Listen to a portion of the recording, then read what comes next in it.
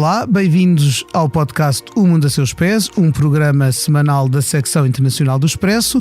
Eu sou o Pedro Cordeiro, editor dessa secção, e hoje, dia 31 de maio de 2024, estamos a gravar um episódio sobre as eleições no Reino Unido, marcadas para 4 de julho. Comigo em estúdio tenho as melhores jornalistas do Expresso para falar deste assunto, que são a Francisca Ferreira Marques, nossa correspondente em Londres. Olá, Francisca. Olá, Pedro. E a Ana França, que também já foi correspondente em Londres do Expresso e hoje faz parte da redação. Olá, Ana. Olá.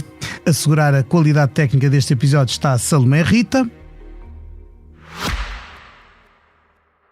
Subscrever o Expresso é ter acesso à melhor informação, a uma vasta oferta de conteúdos exclusivos e à opinião de referência. Subscrever o Expresso é tornar-se membro do nosso clube, poder ser voz ativa de uma comunidade informada e beneficiar de vantagens exclusivas. Subscreva o Expresso em expresso.pt/digital. Expresso. Liberdade para pensar. Vamos então falar sobre estas eleições que o primeiro-ministro conservador Rishi Sunak marcou um pouco de surpresa. Estava-se à espera que elas acontecessem mais para o outono. Em todo o caso, Sunak parte para estas eleições em clara desvantagem nas sondagens de opinião. O Partido Conservador está mais de 20 pontos percentuais, em alguns casos, atrás do Partido Trabalhista, que está na oposição. Portanto, é o desgaste dos Tories ao fim de 14 anos e 5 primeiros ministros. Eu recordo que o último, portanto, as eleições, quem ganhou nas eleições de 2010 e conquistou o poder para os conservadores foi David Cameron, que aliás hoje é ministro dos Negócios Estrangeiros. Depois dele seguiram-se Theresa May na sequência do referendo do Brexit, Boris Johnson quando Theresa May não conseguia resolver o Brexit, Liz Truss quando Boris Johnson se tornou demasiado indecente para apresentar em público, e Rishi Sunak quando, mês e meio depois de tomar posse, Liz Truss afundou a economia britânica com um projeto de política económica e financeira que assustou os mercados. Ora, estes últimos 2 primeiros ministros nem sequer passaram pelas urnas e, portanto, também viram a sua legitimidade democrática às vezes posta um pouco em causa. Neste panorama e com outros partidos à mistura, como os liberais-democratas, os verdes, o Partido Reformista, que vem na sequência do antigo Partido do Brexit, portanto de uma direita mais radical, populista e eurocética, e ainda os nacionalistas galeses e escoceses e os partidos completamente diferentes que vigoram na Irlanda do Norte, onde há unionistas e republicanos. Portanto, as eleições são daqui a pouco mais de um mês. Aliás, este episódio vai para o ar dia 3 e as eleições são dia 4 de julho, portanto um mês e um dia depois de nos ouvir. E vamos começar por perguntar à Francisca, isto são favas contadas para os trabalhistas de Keir Starmer? É ele o próximo primeiro-ministro sem dúvida alguma? Eu acho que Keir Starmer é o próximo primeiro-ministro do Reino Unido, mas acho que o caminho até lá se calhar não vai ser tão suave como alguns podiam prever. Como descreveste agora no início, há um desgaste enorme da parte dos Tories. Há vários anos já neste momento consecutivos que as sondagens dão uma margem muito significativa aos trabalhistas, mas ainda assim os trabalhistas têm conseguido meter os pés pelas mãos em alguns assuntos e ao mesmo tempo estão a ter alguma dificuldade em descolar-se. A percepção que as pessoas têm é que eles são um mal menor, e quando a maior qualidade dos trabalhistas é simplesmente não serem os conservadores, demonstra-se aqui alguma falta de entusiasmo nestas eleições. Mas eu acho que ainda falta algum tempo, ainda estamos ao fim da primeira semana de campanha desde que as eleições foram marcadas. Portanto, ainda há aqui algum tempo para os trabalhistas ganharem alguma força junto do eleitorado. E do lado dos Tories, haverá alguma coisa que Rishi Sunak possa fazer? Ele tem, além de ter revelado muito pouco jeito para a campanha, desde aquele anúncio das eleições feito sob chuva torrencial, e ainda por cima teve o azar de um ativista do contra ter ido pôr um altifalante com o hino do Labour das outras eleições. Se ouvia perfeitamente melhor, nas emissões da BBC. Quase da melhor do que o discurso do Sunak, super não é? Nem mais. E depois disso tem tido uma série, depois marcaram-lhe ações de campanha. Eu não sei quem é que trabalha para ele, mas marca no dia seguinte uma ação de campanha nos estaleiros do Titanic. Sim. O que se presta a todo o tipo de piadas fáceis. A piada está feita mesmo antes de alguém a fazer. Exatamente. Não é? É verdade. E depois também, claro que enfrenta, como em qualquer navio que está a afundar, para pegar na metáfora, um bando de ratos a abandonar o navio a correr. Não é? Não só havia uma série de deputados do Partido Conservador que tinham dezenas que tinham anunciado antes das eleições que não seriam candidatos, como depois do anúncio isto acelerou e houve mais uma série deles, alguns a passar-se para o Partido Trabalhista, não sei se por oportunismo, se por convicção, não vou fazer julgamentos de intenções, outra que saiu mas que apoia os eurocéticos. Bom, parece haver há um ar de regime a esboroar-se, não é? Há alguma coisa que Sunak possa fazer daqui até julho para convencer as pessoas? Eu acho que para conseguir uma vitória eu acho que não, mas eu acho que ele está a tentar salvar e conseguir pelo menos cair com dignidade. Neste momento as sondagens, algumas dão até menos de 100 deputados, o que é uma razia face ao que tem atualmente, tendo em conta até que Boris Johnson conseguiu uma maioria muito expressiva. Quase mais 100. Exatamente. E agora menos 100. Sim, sobretudo se pensarmos, por exemplo, que nas últimas eleições em 2019 o Corbyn teve o pior resultado, um dos piores resultados do Labour em 80 e tal anos, e mesmo assim teve 200 deputados. Desde os anos 30, portanto, sim. Eu acho que é isso. E eu acho que os conservadores neste momento têm uma estratégia, se calhar até mais clara e bem definida do que os trabalhistas na campanha. Eles decidiram que o público-alvo deles é a população idosa. São as pessoas mais velhas, ou até se calhar nem tão somente a idosa, mas a partir dos 50 anos, talvez. Que são pessoas que neste momento podem escapar-lhes para o Reform UK, por exemplo, e como nós sabemos, tendo em conta o sistema uninominal que eles têm, só vai um ser eleito por cada sítio, portanto eles têm mesmo que tentar bater nos sítios onde ainda podem ganhar de alguma maneira, e portanto esse é o grande objetivo. Eu acho que isso ficou claro com as duas medidas que eles apresentaram até agora. Uma, o regresso do Serviço Nacional obrigatório, que não é apenas militar, mas que claramente agrada a uma geração que acha que os jovens hoje em dia não têm objetivos e que têm uma leviandade que não se coaduna com o estado atual do mundo, etc. E portanto é uma medida que afeta os jovens, mas que na verdade é direcionada à secção mais velha, e ao mesmo tempo a questão das pensões, de isentar de impostos as pensões com um custo altíssimo para o Estado. Mas estas até agora foram as duas grandes medidas, o que torna muito claro que eles estão a tentar capturar, pelo menos, captar aquela atenção do público mais velho que pode estar a fugir, por exemplo, para os reformistas. Eu acho que eles têm aqui um problema muito complicado. Para já, o Telegraph escreveu hoje de manhã que eles têm de escolher 150 candidatos. Que ainda não estão selecionados, porque lá está, porque foi a razia dos muitos que não quiseram recandidatar-se. 150 candidatos. E tem menos de uma semana, tem até dia 7 para fazer. E não deve ser muito apetecível ser candidato por um partido que as sondagens põem nas lonas como estão os conservadores, não é? Mas há um podcast do Guardian muito interessante sobre isso, em que os partidos conseguem quase sempre encontrar pessoas ou entre a Assembleia Local, pessoas que sejam conhecidas localmente. Exatamente. Ou então há sempre aqueles institutos de investigação ligados aos conservadores ou aos trabalhistas em que eles conseguem quase sempre, ou seja, é pouco provável que eles não consigam encontrar pessoas para estes lugares. Mas eu acho que isto mostra quando temos Graham Brady, quer dizer, presidente do Comitê de 1922, que é super importante, um dos homens mais poderosos do grupo parlamentar conservador, que decidiu, quero. Quando tens a Theresa May, ex-primeira-ministra, tipo, é um peso pesadíssimo no partido, não quero. E infelizmente Liz Truss, infelizmente para Rishi Sunak, continuas a ter Liz Truss a querer candidatar-se, portanto. Sim, para o eleitorado o que ele precisa de conquistar é um susto. Só divide. E Dominic Raab também. O Steve Baker basicamente deu uma entrevista ao Mirror que é incrível, porque basicamente esta questão dele ter marcado eleições sem ninguém saber, foi mesmo sem ninguém saber aparentemente, porque o Steve Baker marcou férias para a Grécia e manteve-as, está lá, não está a fazer campanha e é candidato. E disse, mas eu marquei porque nós perguntámos todos ao Richie se haveria alguma coisa para fazer este verão de importante, e ele disse que não. Eu acho que é interessante também. Mas já a desconfiança do próprio Primeiro-Ministro em relação aos seus, não é? Claro. A desconfiança e a questão, ou seja, eles perguntaram. Sim, talvez ele também nem soubesse, ou não queria dizer, ou há toda ali transmite muita instabilidade, muito como é que ele decidiu isto? Foi só porque é o melhor momento antes de ficar o pior momento? Pois. É arrancar um penso rápido, vamos perder, talvez não por muitos. Porquê é que ele terá feito isto? Eu, por exemplo, falei com uma politóloga, a Elia Middleton, da Universidade de Surrey, que muitas vezes contribui para o expresso. O que ela diz é que acha que foi agora para não ser pior, porque ele percebeu que daqui para a frente ia ser tudo uma desgraça, Sim. que os reboçados que podia dar ao eleitorado não iam funcionar, que provavelmente a economia não ia melhorar, que a questão e já vamos lá, da migração, que é uma questão importante, dos imigrantes e do plano para mandar deportar candidatos a asilo para o Ruanda, que ele conseguiu do ponto de vista jurídico contornar os obstáculos, mas que prática foi uma pessoa voluntária. Foi um voluntário. Uma pessoa pediu. O plano de os mandar compulsivamente ainda não está e não vai arrancar um único voo antes das eleições. Já se gastaram milhões de libras a pagar ao Ruanda, e o Ruanda, aliás, no tio, o Sunak passou pela vergonha do governo do Ruanda dizer: bom, se isto não for para a frente, nós até estamos disponíveis para devolver o dinheiro. Sim, é um desastre.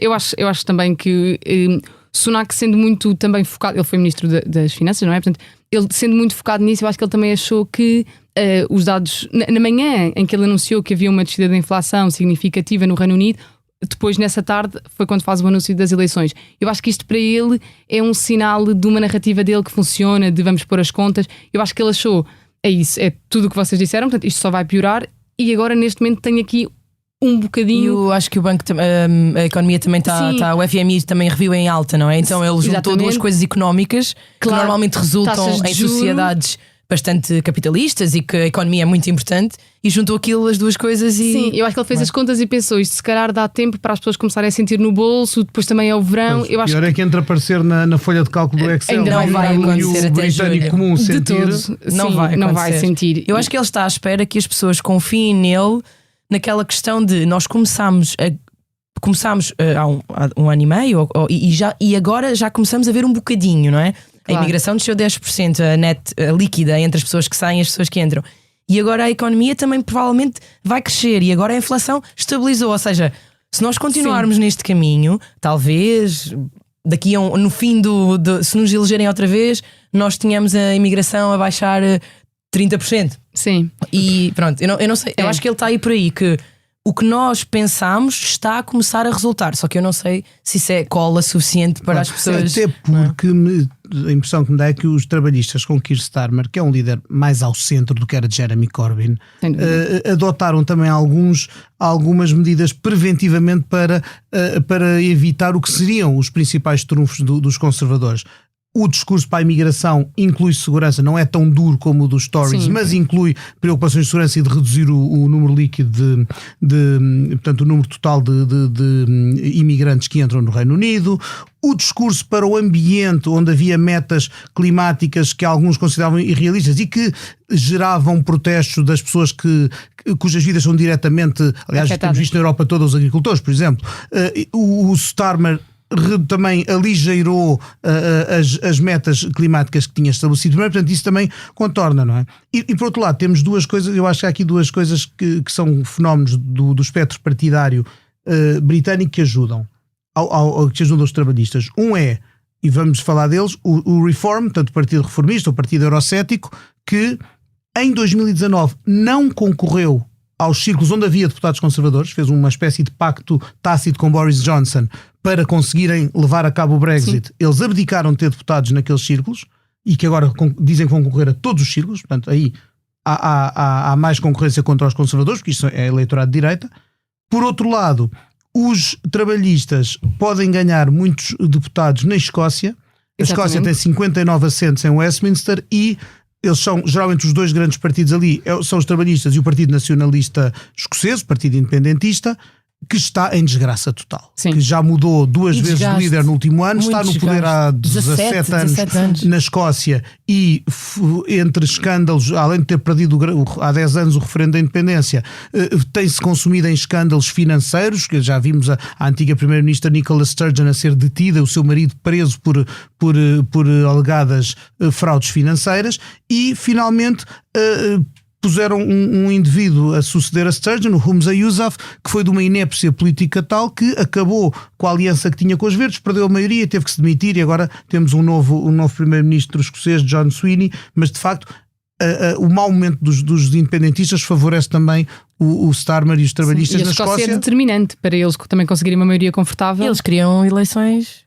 Os escoceses do Partido Trabalhista eles querem devem ser eleições na Escócia os também. que mais pedem eleições. Querem nos prazos para o Parlamento Todos os britânico dias. e queriam já amanhã sim. para o Parlamento escocês, porque provavelmente ganhavam. Sim. Portanto, Sim, mas eu acho que é interessante isso de estares a falar. Eu acho que os trabalhistas estão mesmo a tentar, de certa maneira, garantir a maior rede de apoio possível para consolidarem esta maioria. E por isso, mesmo o lema deles de nós somos pró-negócios, pró-empresas e pró-trabalhadores, eles estão mesmo a querer piscar o olho a todos as faces dos assuntos. O facto de os trabalhistas estarem à frente não deve tem inspirado a Keir Starmer uma certa prudência. Nós ouvimos dizer quase todos os dias que isto não está garantido, que é preciso ir votar, até porque no sistema, aliás, podemos aproveitar para falar um bocadinho do sistema eleitoral. Portanto, não se trata de uma eleição, tratam-se de 650 eleições individuais, porque os círculos são uninominais.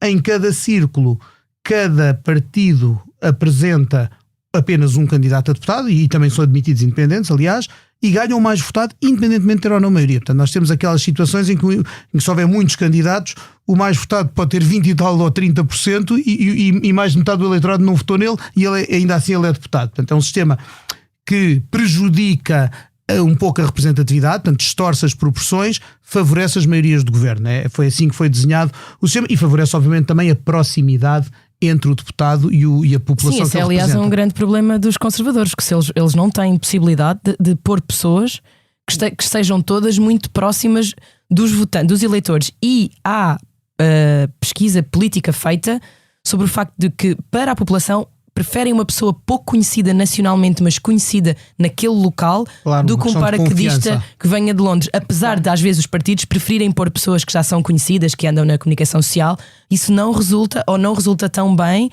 Para se tiveres um assento que está ali, Claro. pode ir para um lado ou para o outro, não deves ir buscar um nome sonante da capital, não é assim, Claro. não é isso. Aliás, que as pessoas eu vejo isso valorizam. nas campanhas, e todos nós já cobrimos campanhas eleitorais no Reino Unido, e essa proximidade nota-se, e sobretudo saindo de Londres, nota-se a necessidade de proximidade, as conversas do deputado, a campanha porta a porta que eles têm a tradição de fazer, do próprio candidato a deputado, andar realmente a bater porta a porta e a falar com as pessoas. No dia próprio das dia eleições. Até porque eles, graças a Deus, já se livraram desse O que disparate do dia da reflexão. Mas para mim que é foi uma um coisa que eu não choque suporto. a primeira eleição, porque eles iam perguntar às É para pessoas. mobilizar, Sim, mas já votou, mas votou. precisa de ajuda para ir votar. No dia. No próprio dia. O Labour a perguntar a pessoas, já votou? E eu, então, mas vais levar a pessoa a votar? Isto, Sim, literalmente, e ajuda, sim. e se eu preciso dar a boleia a alguém para votar também. Aliás, outra das coisas giras, eu acho que vocês concordaram comigo, outra das coisas giras é a festa que são umas eleições legislativas no Reino Unido,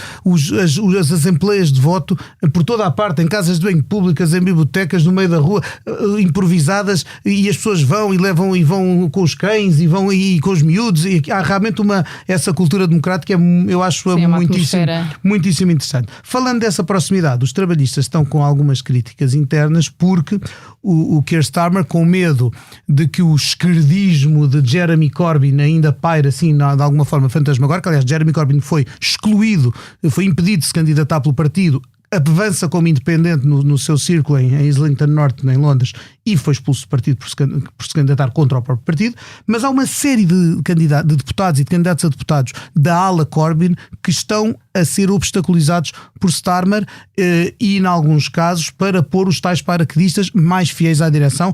Eu julgo que aí pode haver problemas, precisamente porque as populações desses círculos podem não gostar, e alguns desses que sejam excluídos de candidatos pelo Labour podem mesmo avançar como independentes e dividir os votos. Exatamente. E com este sistema que acabámos de explicar, isso torna-se mais difícil, não é?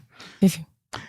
E vamos agora pensar, se acordarmos no dia 5 de julho, até porque a contagem de votos costuma ser muito demorada, noite dentro, geralmente só de madrugada é que sabemos os resultados finais, e aqui pode ser importante saber se há ou não maioria absoluta, qual é a dimensão da maioria absoluta ou da derrota Tory, se as projeções se confirmarem. O que é que é de esperar? Eu acho que é importante virarmos também para o futuro. O que é de esperar do próximo governo e da próxima etapa de governação no Reino Unido? Qual é o mood, Francisco? Tu que tens estado por lá, porque vives em Londres há já alguns anos. Qual é o mood? O que é que as pessoas estão à espera?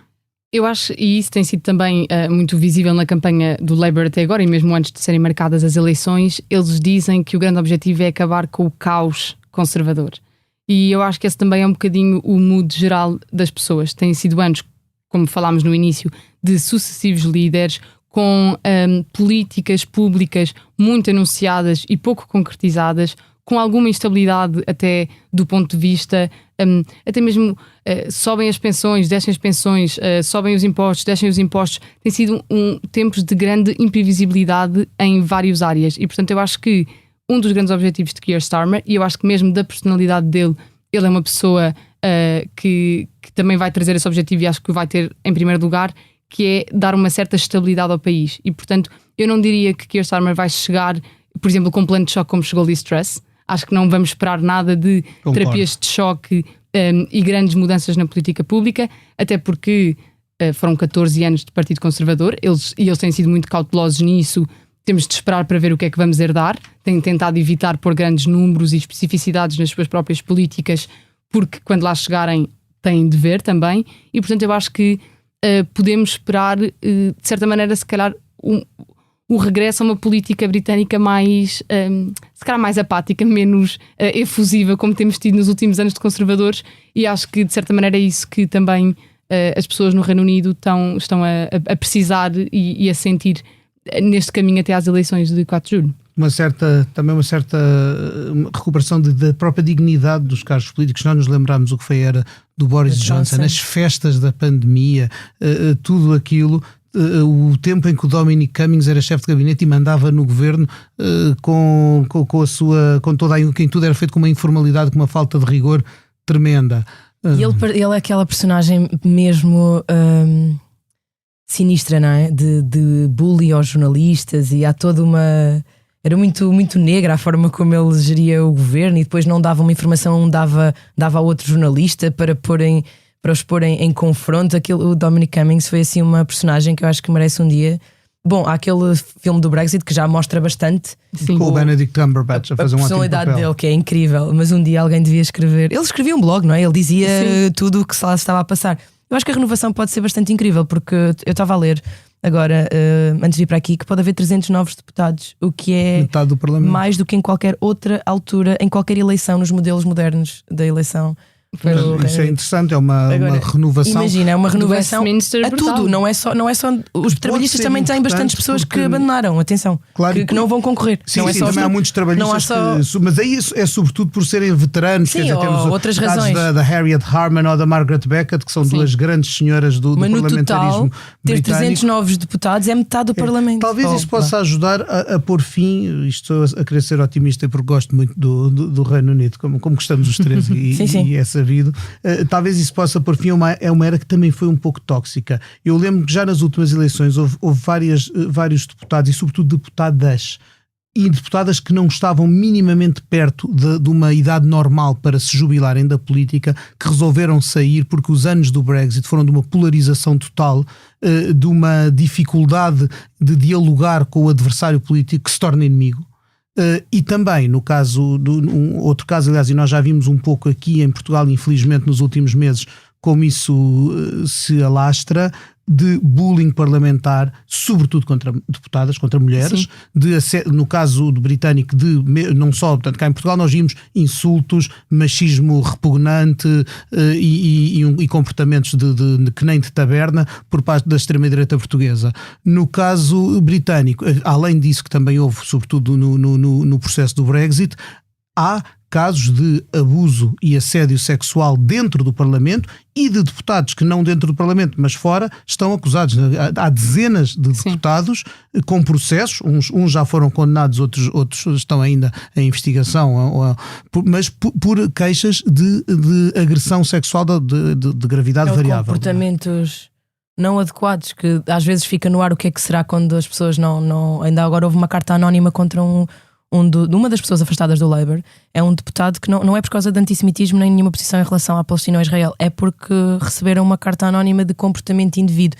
Eu não sei qual é o comportamento indevido, mas imediatamente nos passa pela cabeça que seja isso, e lá está. Isso claramente é um problema, porque a primeira coisa em que eu penso quando leio comportamento indevido que ele teve como no decorrer das suas funções, penso em bullying laboral ou logo em assédio sexual. Sim. E eu acho que, e para além disso, para além de se ter sentido dentro do Parlamento, eu acho que todo o país sente esse desgaste. E quando cobri aqui para o Expresso o Congresso dos Conservadores no final do ano passado, eu acho até que o título era qualquer coisa como um partido cada vez mais à direita e cada vez mais enraivecido. Exatamente. O próprio Congresso dos Conservadores, os discursos repetiam-se, é quase nós contra eles constantemente. É um discurso muito polarizado, muito enraivecido, que eu acho que também tem desgastado bastante. Porque depois onde é que cabem as ideias? Exatamente, e tem desgastado muito o debate público, tudo, e claro, isto não acontece num vácuo.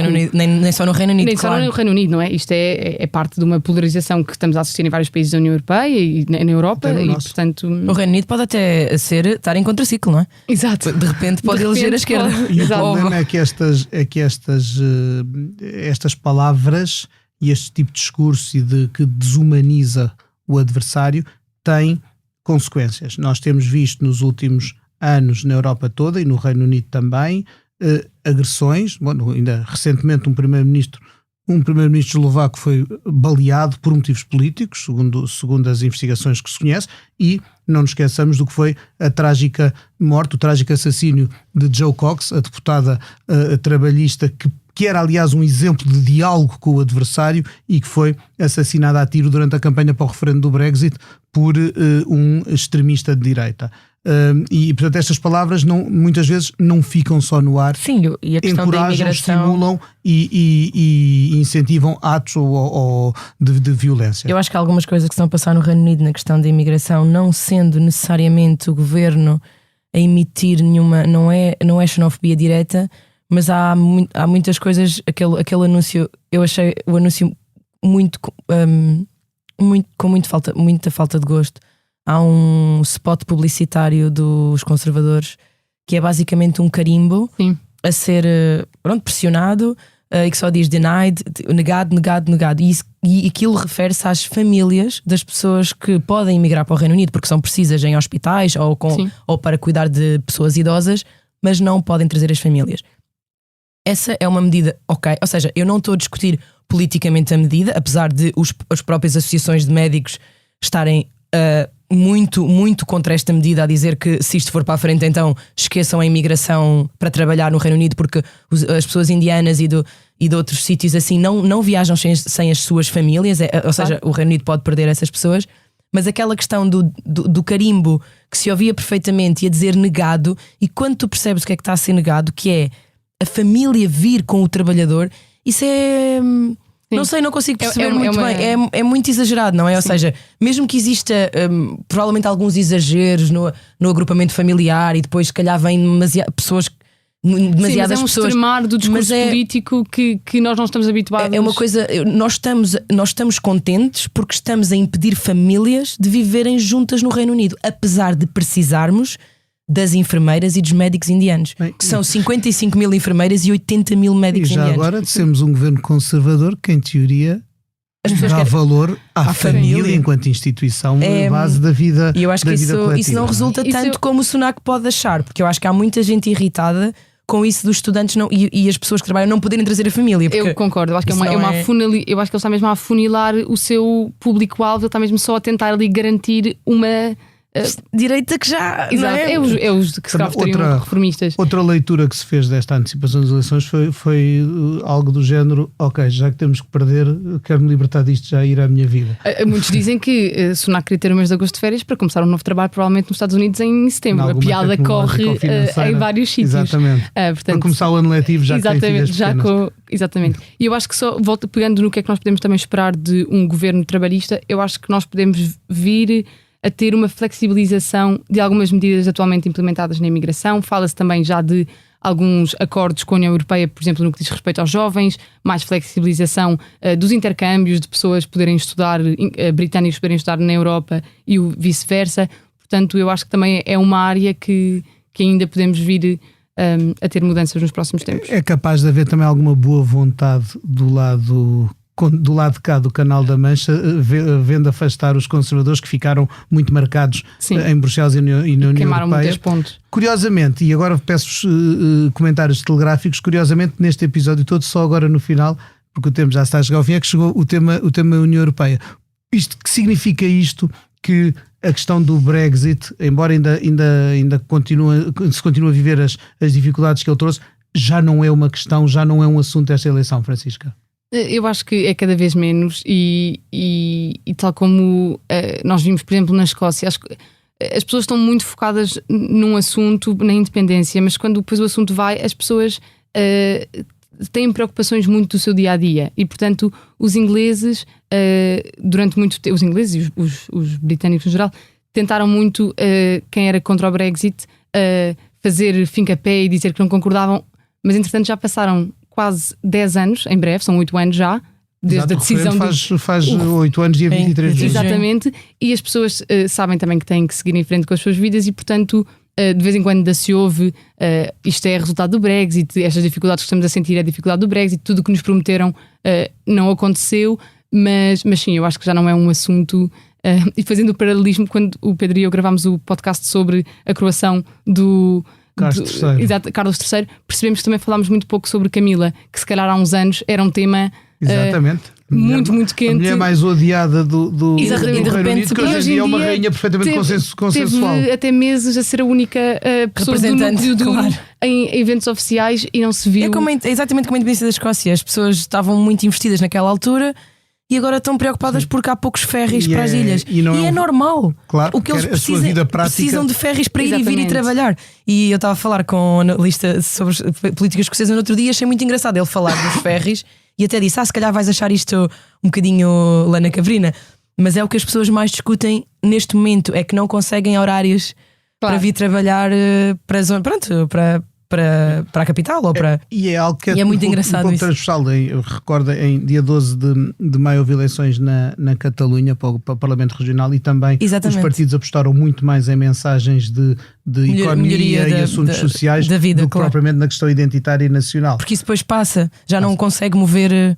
No momento é importante, mas depois ficam todos os outros problemas, que falta saúde, escolas e autocarros e a independência não se concretizou. Portanto, vamos deixar isso para trás porque temos problemas do dia a dia. As causas têm o seu prazo, depois podem regressar, mas o entusiasmo também tem o seu prazo de validade, pelo menos durante algum tempo.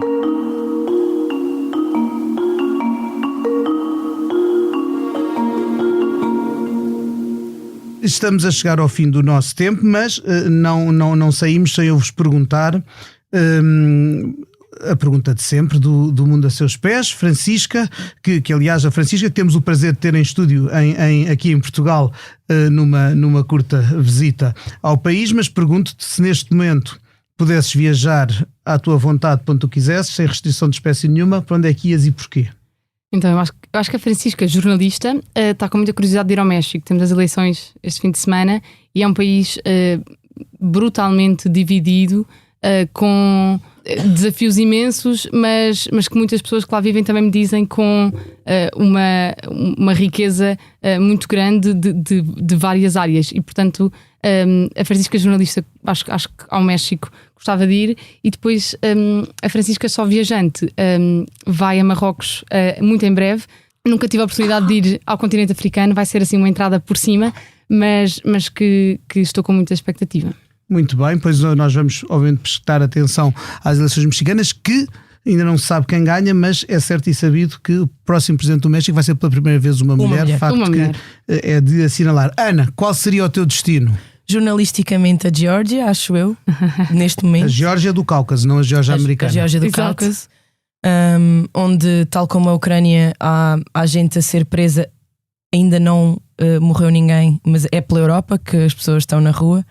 Eu acho que nós esquecemos, estamos super longe e bastante confortáveis. A nossa integração europeia aconteceu há anos e está tudo bem, e ninguém sequer pensa que a União Europeia nos podia expulsar ou que não seríamos membros no futuro, mas eles querem muito entrar na Europa, e jornalisticamente acho que é assim um sítio que eu gostava muito de acompanhar. Fora de andanças jornalísticas, Bom, vários países, mas estou muito contente porque também vou fazer a minha primeira incursão na África profunda, não no norte, que é em Moçambique, daqui a um mês. Também está menos na lista. de um mês. Também está na lista. Portanto, vou só, em vez de falar de um sítio onde gostava muito de ir, vou só mostrar-me muito feliz porque o meu pai decidiu dar uma prenda às irmãs todas e ele é de lá, então vamos todas lá. Então, Grande oportunidade. Muito fixe. Muito bem, então com estas sugestões de múltiplas latitudes e longitudes, chega a hora de nos despedirmos. Obrigado, Francisca, obrigado, Ana, obrigado, Salomé, e obrigado a si que está do outro lado a ouvir-nos semana após semana. O Mundo a Seus Pés regressa na próxima segunda-feira com outros assuntos, outro elenco. Até lá, até breve e até sempre.